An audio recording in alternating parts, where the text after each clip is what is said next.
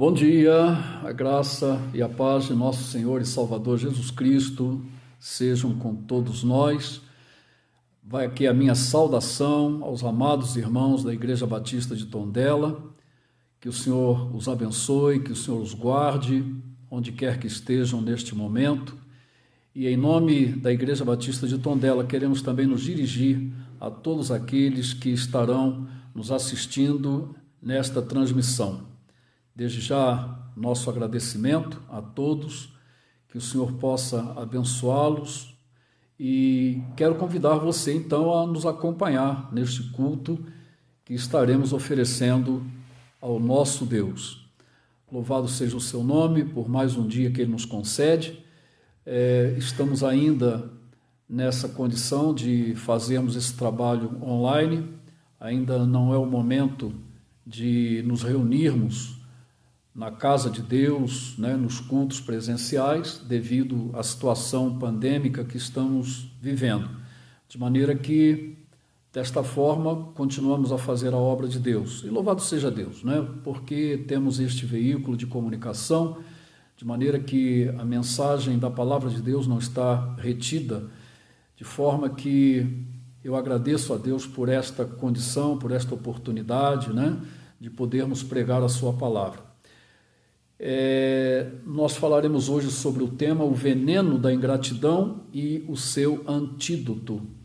E para tanto nós vamos ler uma passagem muito interessante, um episódio muito interessante que ocorreu com o povo de Israel quando da sua peregrinação rumo à terra prometida, a terra de Canaã, sob o comando de Moisés. Essa passagem encontra-se no livro de Números, livro escrito por Moisés, no capítulo de número 21, dos versículos 4 ao versículo 9. Portanto, do verso 4 ao verso 9 do capítulo 21 do livro de Números. É a passagem que leremos e que será então a base para a nossa mensagem desta manhã. Desde já, como sempre faço, sugiro a você que pegue a sua Bíblia, se você a tiver, e que você a abra. É o quarto livro da Bíblia, Gênesis, Êxodo, Levítico, Números, Deuteronômio. São os 5 primeiros livros da Bíblia, escritos por Moisés, e Números é o quarto livro. Portanto, você está convidado a abrir a sua Bíblia, acompanhar a leitura que faremos e deixá-la aberta para que você vá, junto comigo, desenvolvendo o tema sobre o qual iremos discorrer. Amém? Então, vamos lá, vamos ler a palavra do Senhor. Diz assim a palavra de Deus. Então partiram do monte Or, pelo caminho do Mar Vermelho, a rodear a terra de Edom. Porém, o povo se tornou impaciente no caminho. E o povo falou contra Deus e contra Moisés. Por que nos fizeste subir do Egito para que morramos neste deserto onde não há pão nem água? E a nossa alma tem fastio deste pão vil. Então, o Senhor mandou entre o povo serpentes abrasadoras que mordiam o povo. E morreram muitos do povo de Israel. E veio o povo a Moisés e disse: havemos pecado, porque temos falado contra o Senhor e contra ti. Ora ao Senhor, que tire de nós as serpentes. E então Moisés orou pelo povo. E disse o Senhor a Moisés: faze uma serpente abrasadora, põe-na sobre uma haste, e será que todo mordido que a mirar viverá. Fez Moisés uma serpente de bronze e a pôs sobre uma haste. Sendo alguém mordido por alguma serpente, se olhava para a de bronze, sarava. Que Deus abençoe a sua palavra. Nós vamos, neste momento, orar ao Senhor, portanto, eu o convido a fechar os seus olhos, onde quer que você esteja, e que você possa, então, nos acompanhar nesta oração. Falemos com o Senhor. Querido Deus, nosso Pai bendito, louvado e exaltado seja o teu nome. Nós queremos te agradecer mais uma vez a noite que tu nos concedeste para descanso, o pão que já usufruímos para o nosso sustento físico, e agora queremos te agradecer pela tua palavra que acabamos de ler, Senhor. Palavra que alimenta a nossa alma, o nosso espírito. Quero te rogar as tuas mais poderosas bênçãos sobre a tua igreja em Tondela, Senhor. Te rogo que tu, neste momento, visites a cada membro, a cada família que a compõe, suprindo todas as suas necessidades, Senhor. E te rogamos também que tu nos dês a oportunidade, o mais rápido possível, para voltarmos ao convívio da comunhão do teu povo na tua casa de oração. Ó Deus, que tudo isto que estamos vivendo passe logo, não demore muito mais, Senhor, porque nós temos muita saudade dos momentos preciosos de comunhão que temos com o teu povo. Portanto, ó Deus, abençoa esta nação, abençoa as autoridades que a governam, para que tenham sabedoria vinda de ti, para tomarem as decisões certas, na hora certa, e que logo tudo isso realmente passe. Queremos também te rogar as tuas bênçãos sobre aqueles que estão nos acompanhando neste momento, aqui em Portugal, no Brasil. Visita a cada um, Senhor, com a tua graça, com o teu poder, com a tua misericórdia. E fala, Senhor, fala ao nosso coração, que sejamos neste momento instrumento do teu Espírito, para transmitirmos a tua palavra na tua dependência, porque sem ti realmente nada somos e nada podemos fazer. Dá-nos, pois, a tua bênção, perdoa os nossos pecados, ó Pai, te rogamos estas bênçãos e o fazemos no precioso nome de Jesus. Amém e amém. Eu quero, antes da mensagem, louvar ao Senhor. Louvar ao Senhor cantando um hino do nosso inário. Você que está aí, né, você que é um crente em Jesus Cristo e sendo batista, se for esse o caso, você deve conhecer o hino número 25 do cantor cristão, que é o Inário dos Batistas. Ele tem como título Amor. Esse é o título, né? E eu vou tentar cantar. Diz assim: que grande amor, excelso amor, que Cristo nos mostrou, para se tornar o Salvador, a vida não negou. Louvemos tão grande amor, sim, tão grande amor, que Cristo assim nos manifesta. Que maravilha de amor que nos trouxe para Deus. Ninguém, pois, deve duvidar do seu tão grande amor, mas todos devem aceitar o amor do Salvador. Louvemos tão grande amor, sim, tão grande amor, que Cristo assim nos manifesta.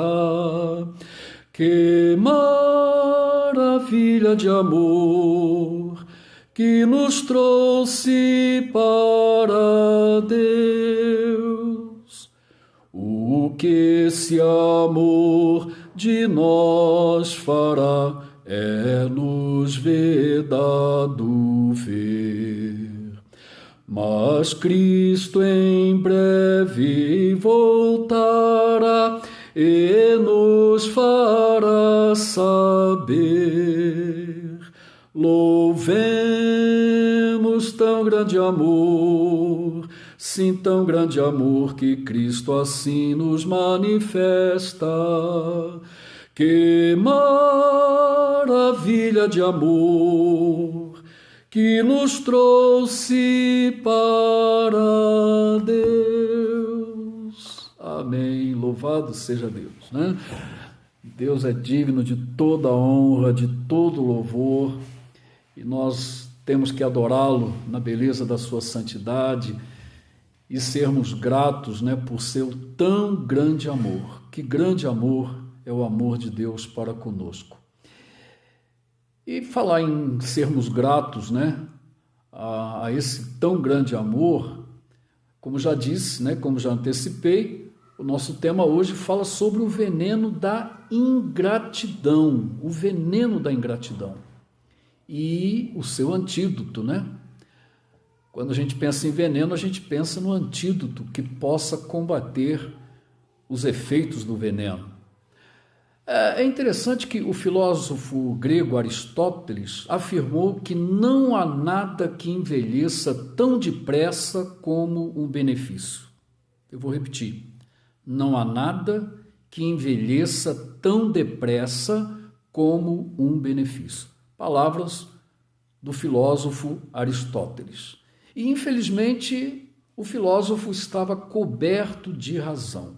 Porque, na verdade, na prática, nós nos lembramos com muita facilidade dos males que nos causam, das ofensas que nos fazem, dos prejuízos que nos dão, mas também esquecemos com muita facilidade dos benefícios que recebemos. Não há dúvida de que a ingratidão é um dos sentimentos mais sórdidos, mais desprezíveis, e com absoluta certeza é o que mais ofende a Deus, o nosso eterno Criador.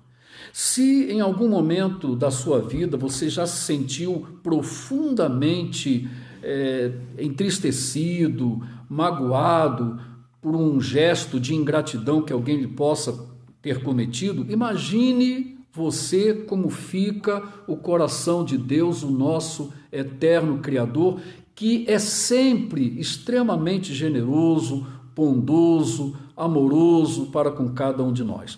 Então nós podemos afirmar que a ingratidão é realmente um veneno cujos efeitos acabam por destruir ou mesmo matar aquele que tem o coração ingrato. A experiência narrada por Moisés no 4º livro da Bíblia, chamado Números, onde nós fizemos a nossa leitura aqui no capítulo 21, ela, apesar de tão distante, né, de nós, quanto ao tempo, você pode aí contar uns 3.400 anos atrás, né? E também quanto ao seu lugar, aonde aconteceu, que aconteceu lá no Oriente Médio, naquela região lá da Península do Sinai, eu penso que essa experiência, repito, vivida há tanto tempo atrás e tão distante de nós, ela certamente nos transmite preciosas lições, bem como respostas para algumas questões sérias.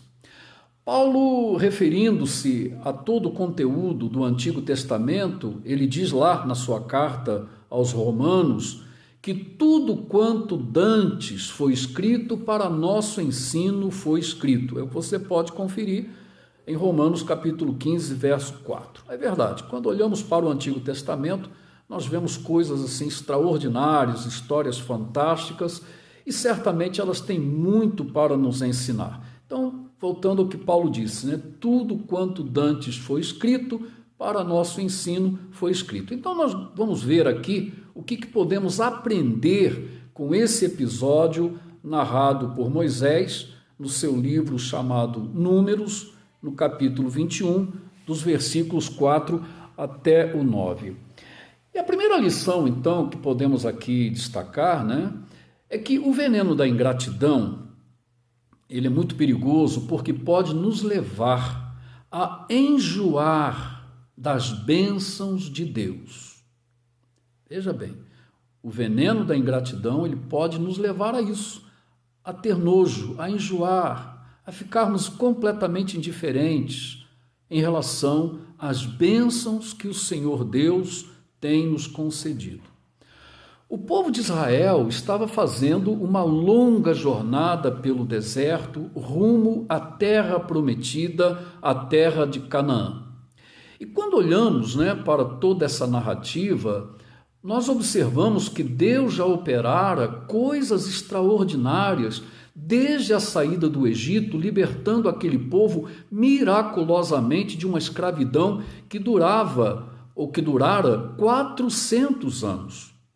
Então, quando a gente lê ali o livro de Êxodo, a gente vai ver as 10 pragas do Egito, tantos e tantos sinais que Deus operou para que o faraó, o rei do Egito, desse a liberdade ao povo de Israel. Então, desde aquele primeiro momento da libertação, Deus foi operando de forma extraordinária, cuidando do seu povo, suprindo todas as suas necessidades. E o povo estava então caminhando, pelo deserto, pela península do Sinai, rumo a Canaã, a chamada Terra Prometida. Mas, a certa altura, o povo deixou-se envenenar por esse sentimento repugnante da ingratidão e começou então a falar contra Deus e contra o seu líder Moisés. E começaram então a desprezar, a depreciar o maná. O maná era um alimento que Deus mandava diariamente para sustentar o povo.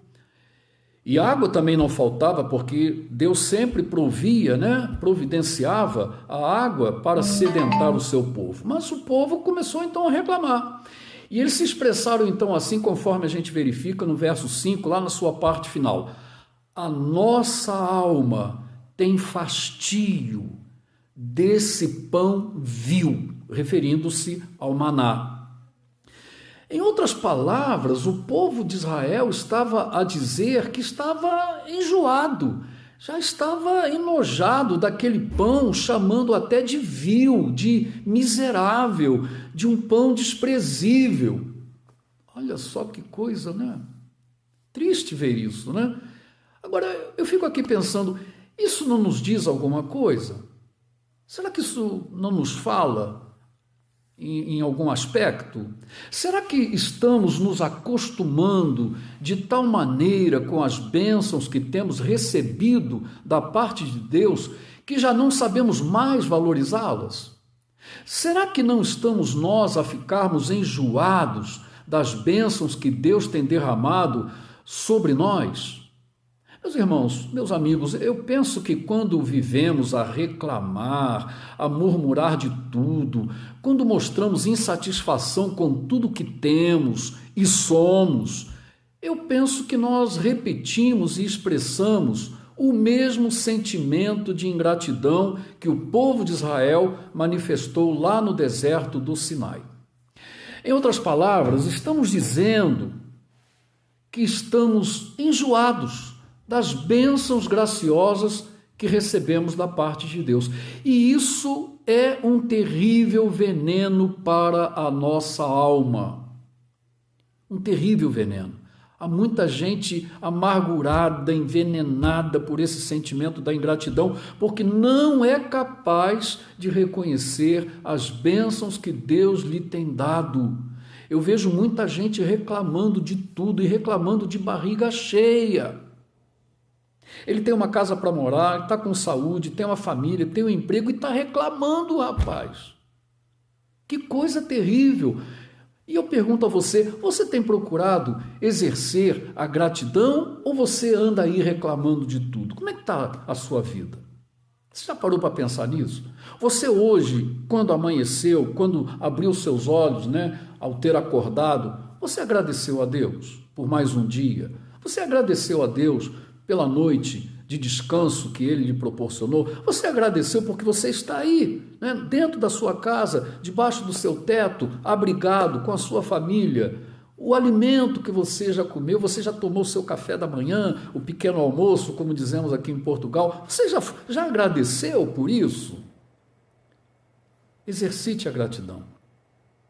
Exercite a gratidão e tenho certeza que quando você o fizer, você vai olhar a vida com outros olhos. Infelizmente, o povo de Israel, naquele episódio narrado por Moisés, se deixou envenenar, né, com esse sentimento terrível que é a ingratidão, que se manifesta em regra, né, via de regra, se manifesta nessa maneira das pessoas se expressarem, né, reclamando de tudo. A gente encontra com algumas pessoas, e aí, tudo bem? Ah, pastor, tá tudo mal. E começa então, né, a apresentar um rosário, né, de reclamações, é isso e aquilo, é problema disso, é problema de saúde. Gente, se você parar para pensar, todo mundo tem problema, mas tem gente que se habituou a só reclamar.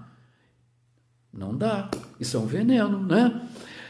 E aí tem uma outra parte importante aqui, uma outra lição que a gente extrai do texto que estamos aqui a examinar, é que o veneno da ingratidão ofende a Deus terrivelmente e provoca a sua ira.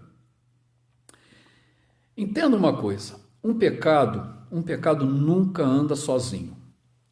O sentimento de ingratidão do povo de Israel acabou somando-se aos pecados da incredulidade, da rebelião, da murmuração, da maledicência. E o verso 6 vai nos mostrar a reação de Deus diante dessa afronta do povo.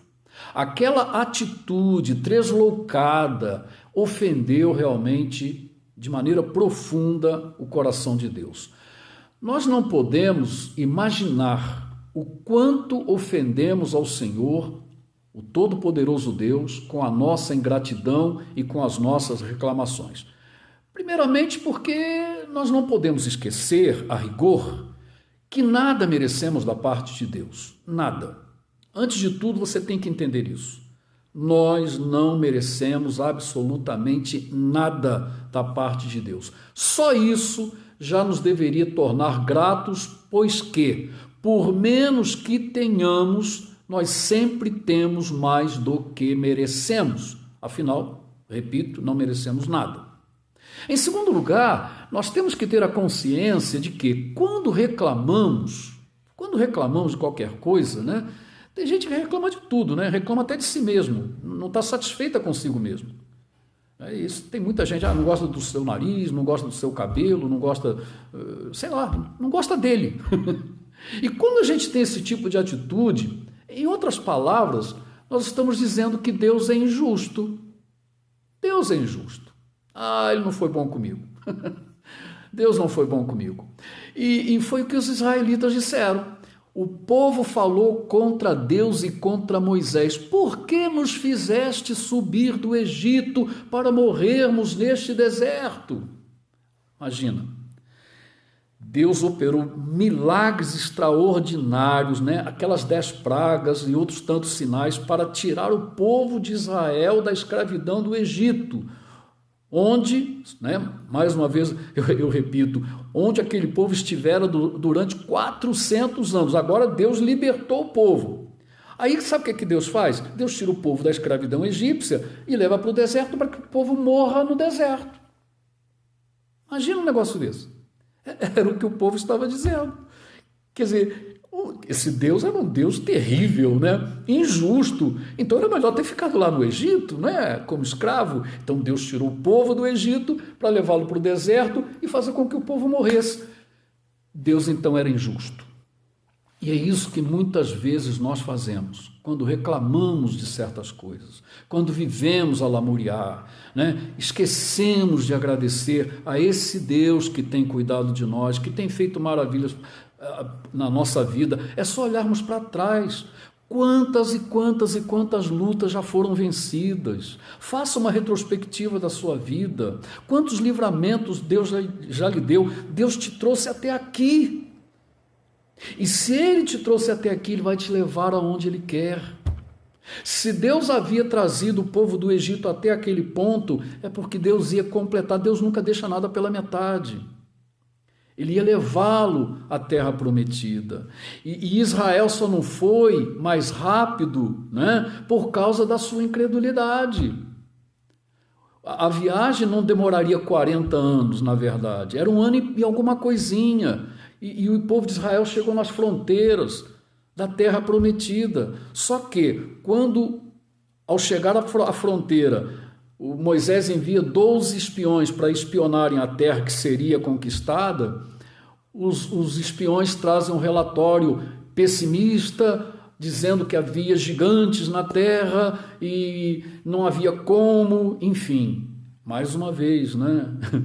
Eles esqueceram de tudo que Deus já fizera, né? Ao saírem da escravidão do Egito, que era naquele tempo a maior potência do mundo, e agora estavam com medo de uns gigantes lá, né? De um pessoal de estatura maior que habitavam lá na terra de Canaã. Conclusão: por causa dessa incredulidade, o povo teve que ficar perambulando no deserto do Sinai, o que totalizou 40 anos, para que então sim o povo chegasse e conquistasse a terra prometida. Queridos, a incredulidade, a ingratidão, ela realmente é um veneno terrível para a nossa vida. Aprenda a agradecer, lembre-se do que Deus já fez até aqui na sua vida, de como Ele tem suprido as suas necessidades. Deus não vai abandoná-lo agora. Eu sei que o momento é difícil, estamos vivendo uma crise mundial, uma crise sanitária, mas também com consequências econômicas que nós ainda não temos como dimensionar, é verdade. Neste momento há muita gente perdendo o seu emprego, o seu negócio está quebrando, gente que vai ter uma quebra no seu padrão de vida, vai acontecer de tudo, mas Deus não desampara os seus. O salmista Davi disse assim: olha, eu agora estou velho, mas eu já fui moço, e eu nunca vi o justo nem a sua descendência a mendigar o pão. Confie no Senhor. Nós temos de cor e salteado o Salmo 23, né? A maioria dos cristãos conhece esse salmo. Eu o recito todo dia. O Senhor é o meu pastor e nada me faltará. Então, creia nisso. Então, voltando, né, ao episódio lá, narrado por Moisés, ocorrido no deserto do Sinai. O povo falou contra Deus e contra Moisés: por que nos fizeste subir do Egito para que morramos neste deserto? Então, o povo estava dizendo que Deus era injusto. E, obviamente, a ira santa de Deus foi provocada. E sempre será quando agirmos de modo ingrato para com o Senhor Deus Todo-Poderoso. De vez em quando eu ouço, né, algumas pessoas dizer: não, Deus não castiga ninguém, Deus não pune ninguém. Bem, ele deve ler outra Bíblia, porque a Bíblia que eu leio, ela diz que Deus pune sim, pune. Agora mesmo a gente tem aqui um exemplo disso. E existem dezenas e dezenas de outros exemplos. E a Bíblia diz que Deus pune e castiga o filho a quem ele ama. Um pai que ama seu filho, ele corrige, ele disciplina. Mas é lógico, quando é que eu vou punir ou disciplinar um filho? Quando ele fizer bobagem. Se ele não fizer nada de errado, não tenho por que puni-lo. Mas se ele comete um erro, tem que disciplinar. E isso é um ato de amor, isso é um gesto de amor. E a Bíblia diz isso, que Deus, exatamente porque nos ama, Ele nos pune, Ele nos corrige, nos açoita quando for necessário. E isso aconteceu, né? A ira de Deus foi provocada. E como forma de punição, o verso 6, você pode aí nos acompanhar, né? Nós estamos no capítulo 21 do livro de Números. No verso 6, nós encontramos então que Deus mandou serpentes venenosas para atacarem o povo, trazendo para eles sofrimento e morte. A Bíblia chama aqui de serpentes abrasadoras. A impressão que se tem é que esse abrasador tem a ver com a ardência, né, intensa que a picada daquelas serpentes provocava nas suas vítimas, até levá-los, enfim, à morte. Então, querido, eu quero dizer que a Bíblia declara, né, que horrenda coisa é cair nas mãos do Deus vivo. E essa palavra não está no Velho Testamento, não, ela está lá no Novo, na carta aos Hebreus, no capítulo 10, verso 31. A Bíblia também diz que o salário do pecado é a morte, e isso não está no Velho Testamento, não, está lá no Novo, no capítulo 6, verso 23. Na carta que Paulo escreve aos Romanos, no capítulo 6, verso 23. Não tem jeito, o pecado, a rebelião, a ingratidão contra Deus sempre trazem sofrimento e morte. O salário do pecado é a morte, né? Dura coisa, horrenda coisa é cair nas mãos do Deus vivo. Então, o pecado, a rebelião, a ingratidão contra Deus sempre trazem, repito, sempre trazem sofrimento e morte. Isso é altamente venenoso. Quantos prejuízos espirituais e até mesmo materiais podemos ter quando não sabemos exercitar a gratidão, quando não temos um coração agradecido? Quantos prejuízos! Daí o conselho da palavra de Deus: em tudo dai graças, porque esta é a vontade de Deus em Cristo Jesus para convosco. Você entende o que a palavra de Deus está dizendo? Está em 1 Tessalonicenses capítulo 5, verso 18. Em tudo.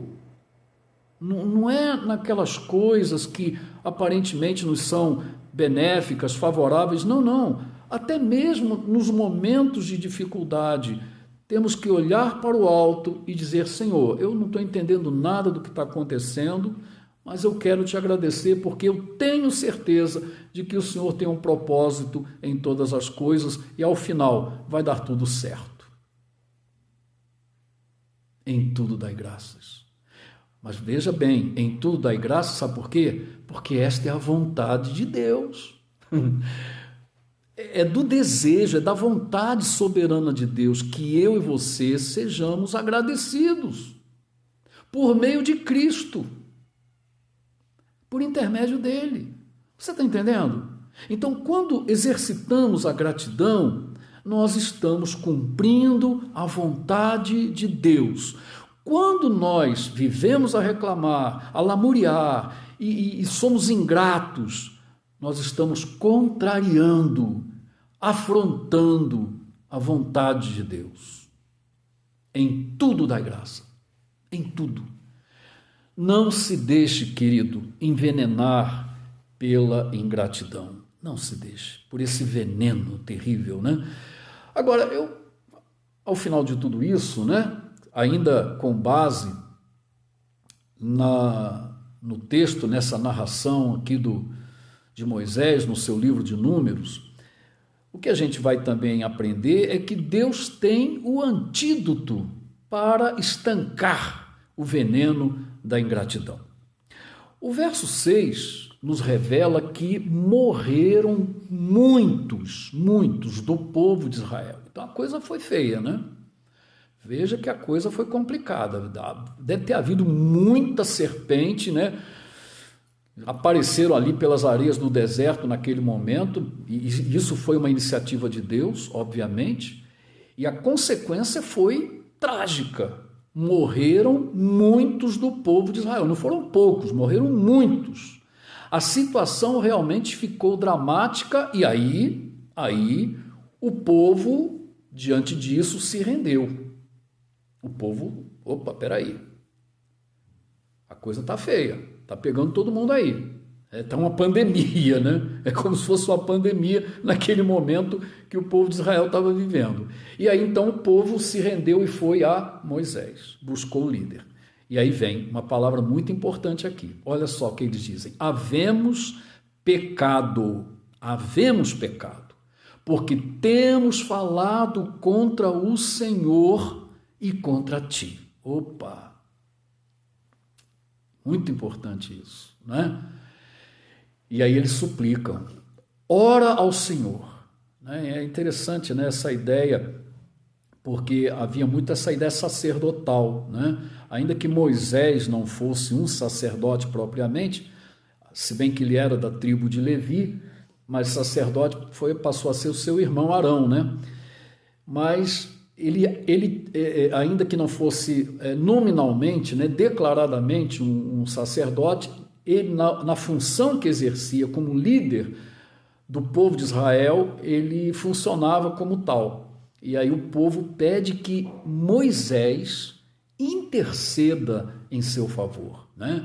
Ore ao Senhor para que tire de nós as serpentes. Então, primeira coisa aqui que nós destacamos é a importância de reconhecermos onde caímos. A Bíblia já diz que o cair é do homem. O cair é do homem. Nós tropeçamos. Nós vivemos a tropeçar o tempo todo, né? Devido à nossa limitação, à nossa fragilidade. Infelizmente, é uma realidade que eu e você temos que enfrentar. E é de suma importância, é fundamental reconhecermos onde caímos. E mais ainda, como é importante confessarmos os nossos pecados ao Senhor. Foi o que o povo fez. Foi o que o povo fez. O povo reconheceu naquele momento o terrível pecado que havia cometido contra Deus e contra o seu servo Moisés, que era o líder naquele momento. Havemos pecado, foi a palavra do povo, né? Porque temos falado contra o Senhor e temos falado contra ti. A palavra de Deus diz assim, que se confessarmos os nossos pecados, Ele é fiel e justo para nos perdoar os pecados. É o que nós encontramos na primeira carta de João, no capítulo 1, verso 9. Moisés, o servo do Senhor, então faz o que o povo pediu a ele que fosse feito, né? Moisés então intercede pelo seu povo e Deus responde, né, com uma solução aparentemente simples, mas não deixa de ser bastante curiosa.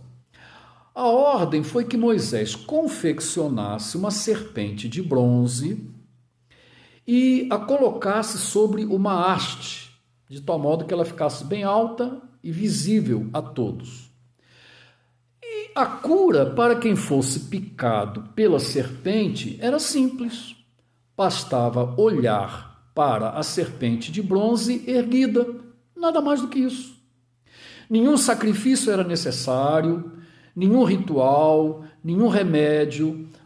E é óbvio, né? Aí nós temos aqui que considerar que o poder, né, para que não haja confusão, o poder não estava no objeto em si, naquele objeto que havia sido moldado, confeccionado por Moisés. O poder estava e sempre está em Deus. Portanto, não se tratava ali de uma idolatria ou de magia, né? A fé, ela tinha que ser direcionada para a provisão de Deus e não para a serpente esculpida. A gente às vezes, eu já vi até alguns defensores de imagens, né, usando este texto como desculpa. Mas Moisés esculpiu lá uma serpente. Pois é, mas uma coisa é ele ter esculpido sob as ordens de Deus, né?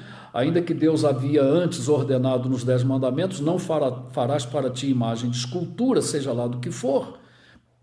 Mas veja, não te prostrarás diante delas e nem as adorarás. Então, esse objeto jamais poderia ser um objeto de culto, de adoração. E aí preste atenção numa coisa, este objeto, esta serpente que Moisés confeccionou, ela ficou guardada. E muito tempo depois, o povo de Israel, né, isso já muito tempo depois, né, já na terra de Canaã, essa serpente de bronze foi descoberta, foi encontrada e passou a ser objeto de adoração. E aí Deus mandou destruir. Opa, vocês estão enganados, você percebe? Então, aqui não havia nenhuma questão de idolatria, né? Não havia nenhuma mágica. O antídoto vinha de Deus. A cura vem de Deus. A cura não vem de imagens, né? Não vinha da serpente de bronze esculpida por Moisés. Absolutamente não. A ordem de Deus não era que o povo se prostrasse diante daquela serpente, era que o povo olhasse, mirasse nela, na confiança de que Deus iria curar da picada venenosa da serpente. Agora, sabe o que me chama a atenção em toda essa história aqui que nós estamos abordando?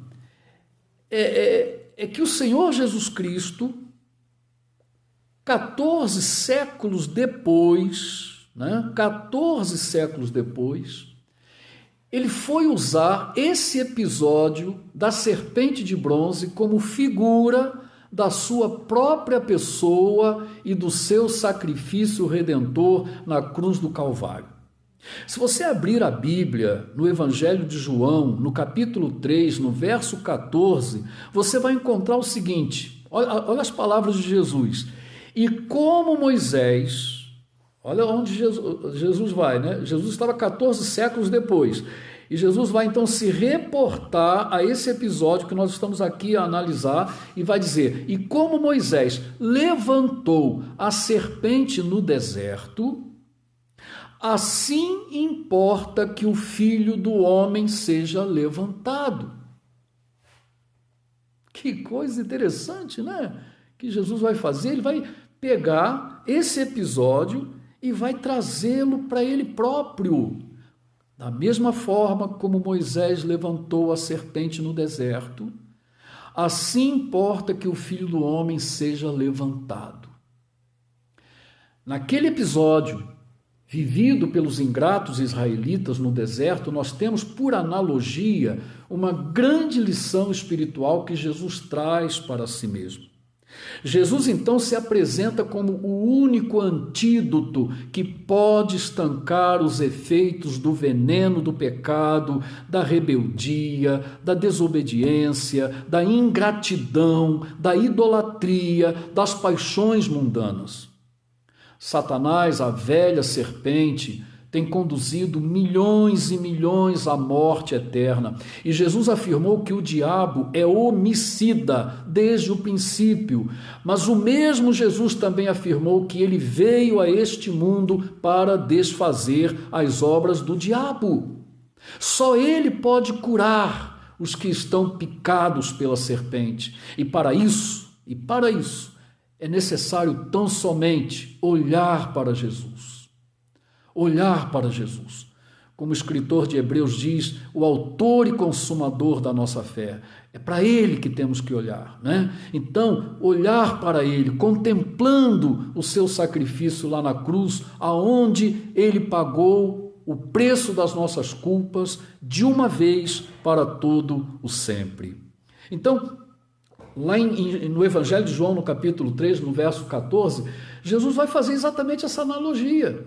Da mesma forma que o israelita picado pela serpente venenosa tinha que olhar para a serpente, aquela serpente de bronze, Jesus está agora dizendo o seguinte: olha, o Filho do Homem vai ser levantado.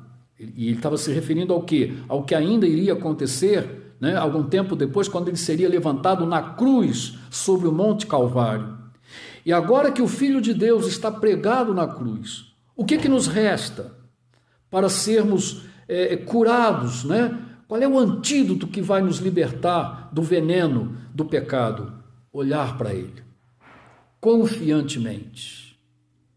Olhar para ele, na certeza de que o seu sacrifício é o sacrifício eterno em favor dos nossos pecados, através do qual Deus, o Pai eterno, pode nos perdoar os pecados.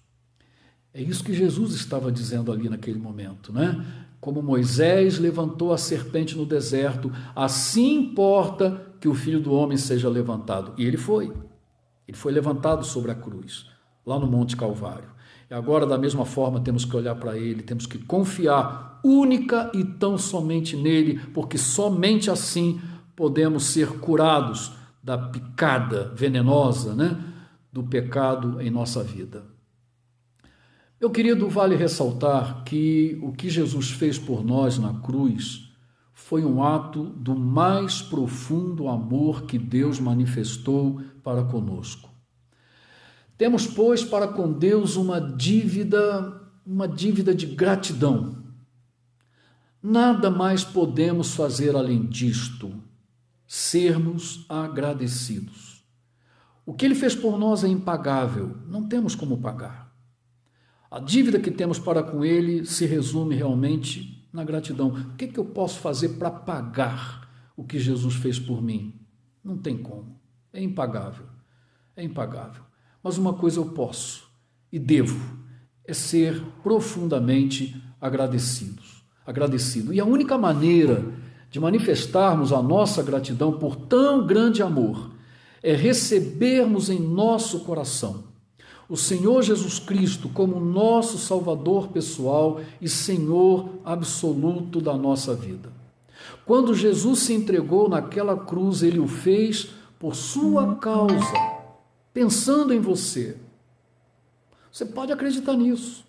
Quando Jesus estava lá na cruz do Calvário, Ele estava pensando em você.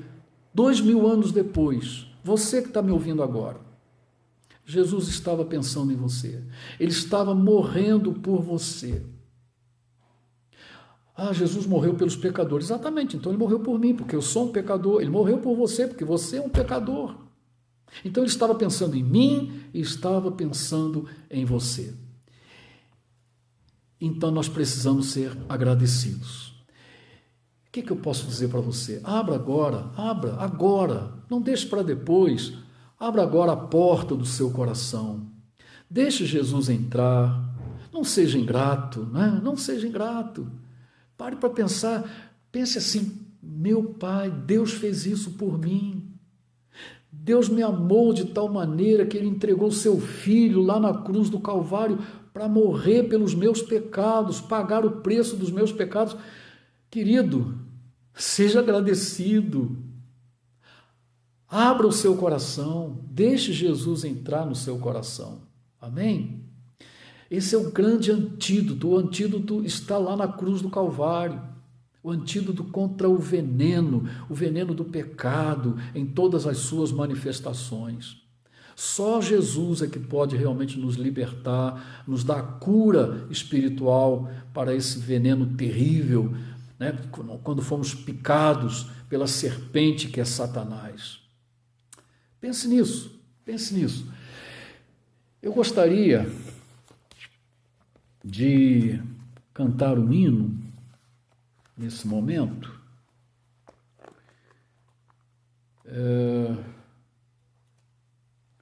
Deixa eu ver aqui o número do hino, que agora perdi aqui o número. Não, nós já tenho aqui. É o 239, tá? Eu vou cantar, se a voz ainda me permitir, né? O hino 239, a primeira e a última estrofe, tá? A primeira e última estrofe do hino 239 do cantor cristão. Ele tem como título A Luz do Céu. E após o cântico, nós então estaremos orando e finalizando o nosso culto. Diz assim o hino, né? O cantamos assim. Tu anseias hoje mesmo a salvação, tens desejo de banir a escuridão. Abre então de par em par teu coração, deixa a luz do céu entrar, deixa a luz do céu entrar, deixa a luz do céu entrar. Abre bem a porta do teu coração, deixa a luz do céu entrar. Que alegria andar ao brilho dessa luz, vida eterna e paz no coração produz. Aceita agora o Salvador Jesus, deixa a luz do céu entrar. Deixa a luz do céu entrar, deixa a luz do céu entrar. Abre bem a porta do teu coração, deixa a luz do céu entrar. Querido, deixa a luz do céu entrar no seu coração. abre bem a porta, né? Jesus diz assim, olha, eu estou à porta e bato. Se alguém ouvir a minha voz e abrir a porta, eu entrarei, cearei com ele e ele comigo. É o que está lá no Apocalipse, capítulo 3, verso 20. Querido, abra a porta, só você pode abri-la, para que o Senhor entre e realmente opere aquilo que só Ele é capaz. Amém? Faça isso. Se você realmente desejar abrir o seu coração para Jesus, aceitá-lo como Salvador pessoal, como Senhor da sua vida, comunique-se conosco. Você pode usar aí a mídia social, né? Pode mandar uma resposta, pastor, eu estou aceitando Jesus, e a gente pode até conversar melhor, né? Pelo Messenger, você pode se comunicar conosco em particular e assim podemos tirar qualquer dúvida que você desejar. Antes da oração, eu quero também mais uma vez agradecer a todos aqueles que nos acompanharam. Quero saudar mais uma vez a Igreja Batista de Tondela, que o Senhor os abençoe e os guarde, que possamos logo voltar aos cultos presenciais, que Deus permita que isso aconteça o mais rápido possível. Quero também mais uma vez, né, isso a gente não pode esquecer, é de pedir a todos aqueles que estão nos assistindo ou ainda nos assistirão, para que compartilhem, dividam com outros essa mensagem na sua mídia social, manda para o WhatsApp, como você achar melhor, mas transmita isso, compartilhe, divida com outras pessoas a mensagem que você acabou de ouvir. Se ela foi importante para você, se ela falou o seu coração e você entende que ela tem um caráter também evangelístico, então compartilhe. Não basta, eu acho legal você dar um like, né? O gostei, alguns fazem alguns comentários interessantes e tudo mais, mas mais do que isso, eu quero que você seja um parceiro nosso no sentido de amplificar, né, de replicar a mensagem que estamos aqui a transmitir. Amém? Faça isso. Eu fico muito grato e Deus vai lhe abençoar, porque na verdade estaremos pregando a palavra de Deus, né? A palavra de Deus vai chegar a pessoas que eu sozinho não conseguirei transmitir, tá? Não consigo fazer com que a palavra chegue a muita gente, a não ser que você realmente nos ajude nesse sentido, tá bom? Então não esqueça de fazer isso, compartilhe. Vamos orar? Vamos encerrar? Deus querido, louvado seja o teu nome, obrigado, Pai querido, pela tua palavra que pudemos expor neste momento através deste veículo de comunicação. A minha expectativa, Senhor, é que a tua palavra alcance o propósito para o qual ela foi colocada nesta manhã. Senhor, abençoa a tantos quantos puderam ouvir esta mensagem ou ainda irão ouvir. Senhor, que tu abençoes a cada um, que tu guardes a cada um de todo mal. Ó Deus, livra de toda essa pandemia, de tudo que está acontecendo, Senhor, tem misericórdia deste mundo, tem misericórdia da nossa nação aqui em Portugal, tem misericórdia do Brasil e de todas as nações do mundo que vivem um momento tão difícil que ainda não temos a dimensão das consequências que tudo isso vai gerar. Mas que o Senhor esteja abençoando, nós temos a convicção de que tu estás no controle de todas as coisas, tu és o Senhor da história e certamente estás conduzindo a história para o ponto que tu desejas. De maneira que nós te pedimos o teu cuidado para com o teu povo, abençoa o teu povo que está espalhado pela face da terra, abençoa também a igreja perseguida, a igreja, Senhor, sofredora. Abençoa os missionários espalhados pelo mundo que estão fazendo a tua obra em meio a tanta luta e tanta dificuldade, Senhor, mas que o Senhor compense, que o Senhor supra as necessidades de cada um. Agora, Pai, te pedimos a tua bênção para o restante deste dia. Ó Deus, que seja um dia abençoado para todos nós. Nós te rogamos estas coisas e o fazemos no precioso nome de Jesus. Amém e amém. Que Deus abençoe você. Um forte abraço. Até quarta-feira, não esqueça, quarta-feira à noite, né? 20 horas aqui em Portugal, 17 horas aí no Brasil. Um forte abraço para você. Fica na paz.